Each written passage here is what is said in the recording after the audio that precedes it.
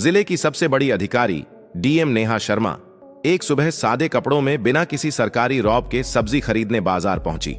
उनके चेहरे पर सादगी थी, चाल में आत्मविश्वास, लेकिन किसी को अंदाजा तक नहीं था कि ये महिला इस जिले की डीएम है। नेहा सीधा एक ठेले के पास जाकर रुकी, जहां एक करीब 30 साल की सब्जी वाली औरत सब्जियां बेच रही थी। नेहा ने मुस्कुराकर उससे सब्जियों के दाम पूछे ही थे कि तभी एक छोटा बच्चा दौड़ता हुआ आया और उस औरत से लिपटकर बोला, मम्मी मुझे स्कूल छोड़ दो ना, लेट हो रहा है, नहीं तो टीचर डांटेंगे।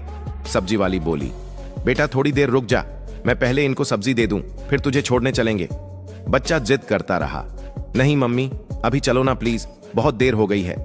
यह सब देखकर डीएम नेहा शर्मा का दिल पसीज गया। वो मुस्कुराकर बोली, आप बच्चे को स्कूल छोड़ आइए, मैं आपकी दुकान संभालती हूं। सब्जी वाली थोड़ी हिचकिचाई, पर नेहा के भरोसे भरे लहजे ने उसे हिम्मत दी। उसने कहा, ठीक है बहन, मैं जल्दी लौट आऊंगी।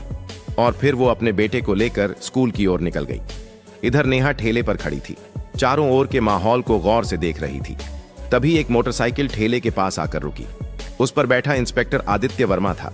उसने उतरते ही थोड़ा तंज में कहा, तू कब से यहां सब्जियां बेचने लगी? यहां तो एक औरत हुआ करती थी, वो कहां गई? नेहा कुछ कहती, उससे पहले ही वह सब्जी वाली औरत वापस लौट आई। इंस्पेक्टर को देखकर उसके चेहरे पर घबराहट छा गई। झुककर बोली, क्या चाहिए आपको इंस्पेक्टर साहब? जो मन हो ले लीजिए। इंस्पेक्टर ने बेजा हुक्म दिया, आधा किलो टमाटर दे, 1 किलो भिंडी और आधा किलो परवल भी देना। औरत ने बिना कुछ कहे जल्दी जल्दी सब्जियां तौल दी। इंस्पेक्टर बिना एक भी पैसा दिए मोटरसाइकिल पर बैठा और चलता बना। यह सब देख नेहा शर्मा स्तब्ध रह गईं। कुछ पल खामोशी में बीते, फिर उन्होंने सब्जी वाली से पूछा, बहन उसने पैसे क्यों नहीं दिए? आपने उससे कुछ कहा क्यों नहीं? औरत की आंखों में मजबूरी साफ दिख रही थी। धीमे स्वर में बोली, बहन क्या कहूं, ये इंस्पेक्टर रोज ऐसे ही सब्जियां ले जाता है। जब कुछ बोलती हूं तो धमकाता है, कहता है मुझसे पैसे लेगी, अभी तेरे ठेले को उठवा दूंगा। मुझे डर लगता है, अगर ठेला चला गया तो घर कैसे चलेगा, मेरे बच्चे क्या खाएंगे, इसलिए चुपचाप दे देती हूं। यह सुनकर डीएम नेहा शर्मा के चेहरे का रंग बदल गया। अंदर तक हिल गईं वो। उन्हें यकीन नहीं हो रहा था कि कानून के रक्षक खुद कानून का मजाक उड़ा रहे हैं। उन्होंने गंभीर स्वर में कहा, बहन अब ऐसा नहीं होगा, मैं अब आपके साथ हूं। इंसाफ दिलाना मेरा फर्ज है। आप एक काम कीजिए, मेरा नंबर लीजिए। कल जब आप ठेला लगाएंगी तो आप नहीं, मैं वहां रहूंगी। आप घर पर आराम कीजिए, बाकी मैं देख लूंगी कि वो इंस्पेक्टर पैसे देता है या नहीं, और अगर नहीं देता तो मैं उसे कानून की ताकत दिखाकर ही रहूंगी। औरत की आंखों में आंसू थे, लेकिन पहली बार उसमें राहत और उम्मीद झलक रही थी। अगली सुबह नेहा शर्मा ने एक गांव की औरत का भेष बनाया। ना कोई मेकअप, ना कोई पहचान। साधारण साड़ी पहने, सिर पर पल्लू रखे वो ठेले पर आ खड़ी हुई। ठेले पर ढेर सारी सब्जियां सजाई गईं। सब कुछ तैयार था। कुछ ही देर में वही इंस्पेक्टर आदित्य वर्मा अपनी मोटरसाइकिल पर वहां पहुंचा। इंस्पेक्टर आदित्य वर्मा ने अपनी मोटरसाइकिल ठेले के पास लगाई और घूरते हुए बोला, क्या बात है, आज फिर तुम यहां? वैसे तुम उसकी क्या लगती हो? कल भी तुम यहीं थी और आज भी। नेहा शर्मा, जो अब भी गांव की एक आम महिला के रूप में खड़ी थीं, धीरे से बोली, मैं उसकी बहन हूं, इसलिए आज उसकी जगह ठेला संभाल रही हूं। इंस्पेक्टर ने घिनौनी मुस्कान के साथ कहा, तो तुम तो अपनी बहन से भी ज्यादा खूबसूरत निकली, बहुत प्यारी लग रही हो आज। फिर आंखों से उसे ऊपर से नीचे तक देखता रहा और बेहूदे लहजे में बोला, वैसे छोड़ो ये सब, मुझे 1 किलो टमाटर चाहिए और साथ में थोड़ा धनिया और मिर्च भी दे देना। नेहा ने बिना कोई प्रतिक्रिया दिए सब्जियां तौली और चुपचाप उसके हाथ में दे दी। जैसे ही इंस्पेक्टर सब्जियां लेकर पलटने लगा और मोटरसाइकिल स्टार्ट की, नेहा ने सख्त आवाज में कहा, रुकिए, आपने अभी तक सब्जियों के पैसे नहीं दिए, सब्जियों के पैसे दीजिए, ऐसे नहीं चलेगा। इंस्पेक्टर झुंझलाकर बोला, कौन से पैसे? मैं तो रोज फ्री में लेता हूं, अपनी बहन से पूछ लेना, वो तो कुछ नहीं कहती, और तुम ज्यादा जुबान मत चलाओ मेरे सामने। वो फिर से जाने लगा। तभी नेहा ने तेजी से कहा, आप मेरी बहन से चाहे जैसे लेते हो, लेकिन मुझसे नहीं। सब्जियों के पैसे देने होंगे, हमें भी पैसे खर्च करके ही ये सब्जी लानी पड़ती है, और अगर हम एक दिन सब्जी न बेचें तो हमारे घर का चूल्हा नहीं जलता। आप जैसे लोग फ्री में सब्जी ले जाकर हमारे पेट पर लात मारते हैं। इतना सुनना था कि इंस्पेक्टर का घमंड भड़क उठा। उसने गुस्से में आकर एक जोरदार थप्पड़ नेहा के गाल पर जड़ दिया। नेहा लड़खड़ाई, लेकिन खुद को संभाल लिया। आंखों में आंसू थे, लेकिन आत्मसम्मान अब और चुप रहने को तैयार नहीं था। नेहा ने कांपती आवाज में कहा, आपने एक महिला पर हाथ उठाकर बहुत बड़ी गलती की है, इसका अंजाम भुगतना पड़ेगा आपको। इंस्पेक्टर और भड़क गया, गुस्से में चिल्लाया, तू मुझे सिखाएगी? तेरी इतनी औकात? अभी बताता हूं। फिर उसने नेहा के बाल खींच लिए।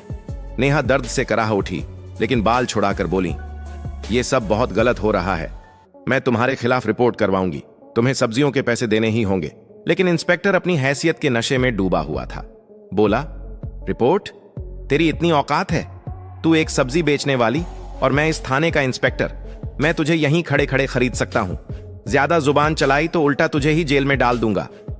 इतना कहकर वो मोटरसाइकिल स्टार्ट कर वहां से चला गया। नेहा गुस्से से कांप रही थीं, लेकिन अब भी उन्होंने खुद को संयमित रखा। वो जानना चाहती थीं कि ये इंस्पेक्टर कितनी हद तक गिर सकता है। कुछ पल ठेले के पास बैठने के बाद उन्होंने सब्जी वाली को फोन किया और कहा, अब तुम ठेले पर आ जाओ। सब्जी वाली के आते ही नेहा वहां से चुपचाप निकल गई। घर जाकर उन्होंने अपने साधारण कपड़े बदले और पीले रंग का सलवार सूट पहनकर एक सामान्य महिला की तरह बिना किसी पहचान के थाने पहुंची। थाने में पहुंचते ही उन्होंने देखा कि इंस्पेक्टर आदित्य वर्मा वहां मौजूद नहीं था। एक हवलदार डेस्क पर बैठा था। नेहा ने सीधा उससे पूछा, मुझे रिपोर्ट दर्ज करानी है। इंस्पेक्टर आदित्य वर्मा कहां हैं? और एसएचओ साहब से मिलना है। हवलदार ने जवाब दिया, इंस्पेक्टर साहब कुछ काम से घर गए हैं और एसएचओ साहब भी फील्ड विजिट पर बाहर गए हैं। आप चाहें तो कुछ देर बैठ जाइए। नेहा की आंखों में अब इंसाफ की आग थी और ये आग अब रुकने वाली नहीं थी। थाने में कुछ ही पल बीते थे कि अचानक दरवाजा खुला और भीतर एसएचओ रतिक राणा ने प्रवेश किया। भारी कदमों के साथ अंदर आते ही उसकी नजर पीले रंग का सलवार सूट पहने उस साधारण सी दिखने वाली लड़की पर पड़ी, जो और कोई नहीं बल्कि डीएम नेहा शर्मा थीं। रतिक राणा ने कड़क आवाज में पूछा, तुम कौन हो और यहां क्यों आई हो? नेहा ने शांत स्वर में कहा, मुझे रिपोर्ट दर्ज करवानी है। यह सुनकर रतिक राणा व्यंग्य में मुस्कुराया और बोला, रिपोर्ट करवानी है तो पहले कुछ खर्चा पानी लाया है? यहां रिपोर्ट दर्ज कराने के लिए 10 से 20 हजार लगते हैं। लाई हो तो निकालो फटाफट, फिर लिखवाता हूं तुम्हारी रिपोर्ट। यह सुनते ही नेहा शर्मा का चेहरा सख्त हो गया। उन्होंने गंभीर स्वर में कहा, किस बात का पैसा? रिपोर्ट दर्ज करवाने के लिए कोई शुल्क नहीं लगता। आप रिश्वत क्यों मांग रहे हैं? रतिक राणा हंसते हुए बोला, तुम्हें किसने कहा कि मुफ्त में रिपोर्ट होती है? यहां जो भी आता है अपनी मर्जी से पैसे देता है और अगर नहीं देगा तो उसकी रिपोर्ट नहीं लिखी जाएगी। अब तुम्हारी मर्जी है। नेहा ने गहरी सांस ली, फिर बोली, ठीक है, लीजिए 10,000 रुपए, अब रिपोर्ट लिखिए। पैसे लेते ही आर्तिक राणा ने पूछा, बताओ किसके खिलाफ रिपोर्ट है? नेहा ने गंभीर होकर कहा, इंस्पेक्टर आदित्य वर्मा के खिलाफ। उन्होंने एक सब्जी बेचने वाली औरत से बदतमीजी की। रोज उसके ठेले से बिना पैसे के सब्जियां उठाते हैं और जब मैंने विरोध किया तो मुझ पर हाथ उठाया। मैं इस पर सख्त कानूनी कार्रवाई चाहती हूं। रतिक राणा का चेहरा स्याह पड़ गया। घबराहट उसके चेहरे पर साफ दिख रही थी। उसने हकलाते हुए कहा, वो तो हमारे थाने के सीनियर इंस्पेक्टर हैं और वैसे भी अगर कोई फ्री में सामान दे दे तो इसमें क्या गलत है? हम पुलिस वाले हैं, थोड़ा बहुत चलता है। नेहा अब सब समझ चुकी थी। यह सिस्टम अंदर से सड़ चुका था। ये केवल वर्दी नहीं, गरीबों की मजबूरी का सौदा कर रहे थे। उन्होंने कुछ नहीं कहा, बस चुपचाप थाने से निकल गईं। लेकिन उनकी आंखों में अब एक आग जल चुकी थी। अगले दिन सुबह डीएम नेहा शर्मा वर्दी पहनकर गाड़ी से सीधे उसी थाने में पहुंची। साथ में उनके सरकारी गार्ड्स भी थे। थाने के गेट पर वर्दी में उन्हें देखकर सारा स्टाफ हक्का बक्का रह गया। अंदर घुसते ही इंस्पेक्टर आदित्य वर्मा और एसएचओ रतिक राणा दोनों मौजूद थे। दोनों के चेहरे पर हवाइयां उड़ गईं जब उन्होंने सामने उसी लड़की को देखा जिसे उन्होंने अपमानित किया था। लेकिन आज वो आम औरत नहीं थी, बल्कि जिले की डीएम थी। घबराए हुए दोनों एक साथ बोले, आप कौन हैं और ये वर्दी क्यों पहनी है? नेहा की आंखें अब एक अधिकारी की गरिमा से चमक रही थीं। उन्होंने गंभीर स्वर में कहा, वर्दी नहीं दिख रही? मैं हूं इस जिले की डीएम नेहा शर्मा और मैं अब सब जान चुकी हूं कि इस थाने में किस तरह गरीबों को धमकाया जाता है, उनसे पैसे ऐंठे जाते हैं और कानून के नाम पर अत्याचार किया जाता है। दोनों के पांव तले जमीन खिसक गई। घबराहट में उनकी आवाज कांपने लगी। मैडम, ये क्या कह रही हैं आप? अगर आप वाकई डीएम हैं तो हमें कोई आईडी दिखाइए। नेहा ने बिना एक शब्द कहे अपने बैग से सरकारी पहचान पत्र निकाला और आर्तिक राणा के सामने रख दिया। आईडी देखकर रतिक राणा के हाथ कांपने लगे। उसके चेहरे से सारा रंग उड़ गया। तुरंत हाथ जोड़ते हुए नीचे झुक गया। माफ कर दीजिए मैडम, मुझे नहीं पता था कि आप डीएम मैडम हैं। मुझसे बहुत बड़ी गलती हो गई। पीछे खड़ा इंस्पेक्टर आदित्य वर्मा भी अब तक घबराया हुआ था। वह भी हाथ जोड़कर बोला, मैडम जी माफ कर दीजिए, जो हुआ गलती में हुआ, आगे से कभी नहीं होगा। दोनों अधिकारी अब शर्मिंदगी में सिर झुकाए खड़े थे। लेकिन डीएम नेहा शर्मा की आवाज में अब कोई नरमी नहीं थी। उन्होंने कठोर स्वर में कहा, आज से तुम दोनों सस्पेंड हो। वर्दी पहनकर तुमने क्या किया है उसका हिसाब अब कानून करेगा। इस जिले में अब गरीबों का अपमान नहीं होगा, ना ही वर्दी की आड़ में लूटपाट। फिर उन्होंने पीछे खड़े स्टाफ को निर्देश दिया, इन दोनों को तत्काल प्रभाव से निलंबित किया जाए और इनके खिलाफ विभागीय जांच शुरू हो। पूरा थाना अब खामोश था। डीएम नेहा शर्मा ने एक बार फिर साबित कर दिया था कि वर्दी सिर्फ ताकत नहीं, जिम्मेदारी का प्रतीक होती है। डीएम नेहा शर्मा ने कड़े स्वर में दोनों अफसरों की ओर देखा और बोली, तुम दोनों माफी के लायक नहीं हो। आज जो तुमने किया है वो एक अधिकारी नहीं, एक अपराधी करता है। अगर मैं तुम्हें माफ कर दूंगी तो तुम फिर वही हरकतें करोगे, फिर किसी गरीब को कुचलोगे, फिर किसी मासूम की आवाज दबाओगे। इतना कहकर वो आगे बढ़ने लगी, लेकिन तभी इंस्पेक्टर आदित्य वर्मा और एसएचओ रतिक राणा दोनों उनके पैरों में गिर गए। आंखों में पश्चाताप और चेहरे पर शर्म साफ झलक रही थी। मैडम, आप बिल्कुल सही कह रही हैं, हम वाकई माफी के लायक नहीं, रतिक राणा बोला। लेकिन एक आखिरी मौका दीजिए, हम सच में बदल जाएंगे। आज के बाद किसी गरीब को नहीं सताएंगे, किसी से फालतू पैसे नहीं लेंगे और हर फरियादी की इज्जत करेंगे। आदित्य वर्मा ने भी सिर झुकाकर कहा, हमें माफ कर दीजिए मैडम, वादा करते हैं कि दोबारा ऐसी गलती नहीं होगी, और अगर हो भी गई तो आप हमें सस्पेंड नहीं, सीधे जेल भेज देना।